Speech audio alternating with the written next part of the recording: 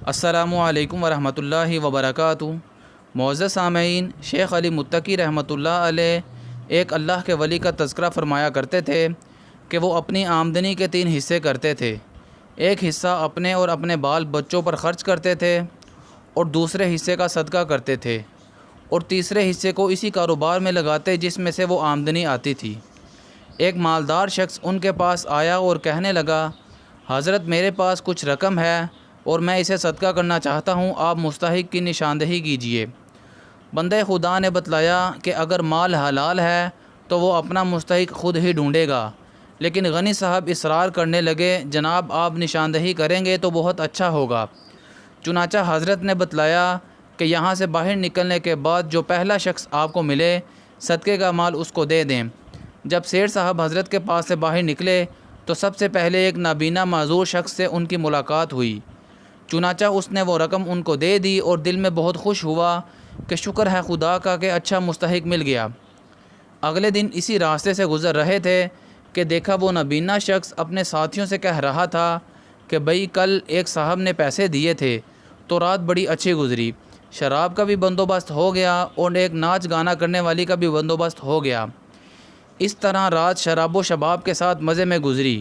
یہ سن کر سیٹھ صاحب کے ہوش و حواس اڑ گئے کہ میرا پیسہ کیسی گندی جگہ چلا گیا اور میں کیا سمجھتا رہا۔ واپس حضرت کے پاس آئے اور سارا ماجرا سنایا۔ حضرت نے اپنی کمائی میں سے 1 درہم نکال کر دے دیا اور فرمایا یہاں سے نکلنے کے بعد جو پہلا شخص ملے اس کو دے دینا۔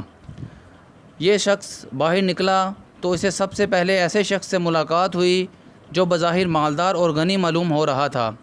اس کے لباس وغیرہ سے لگ رہا تھا بڑی اچھی حالت کا مالک ہے۔ صدقے کے پیسے اس کو دیتے ہوئے جھجک سی محسوس ہوئی، لیکن حضرت کے حکم کے پیش نظر رقم ان کو دے دی۔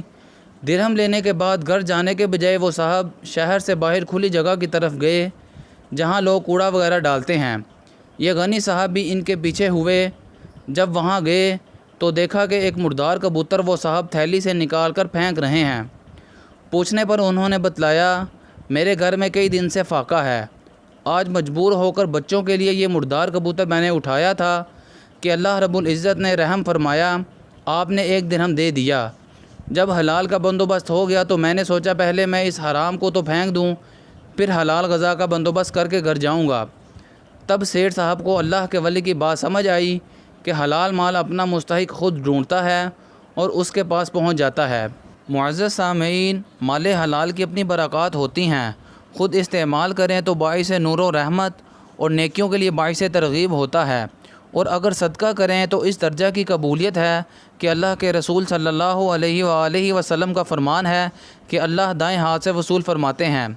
اس کے مقابلہ میں حرام مال کی اپنی نحوست ہوتی ہے، خود استعمال کریں تو نیکیوں کی رغبت ختم ہو جاتی ہے اور صدقہ کریں تو اچھی جگہ نہیں پہنچتا۔ ہماری ویڈیو اگر اچھی لگے تو لائک کیجئے، شیئر کیجئے، مزید ویڈیوز کے لیے ہمارا چینل سبسکرائب کیجئے۔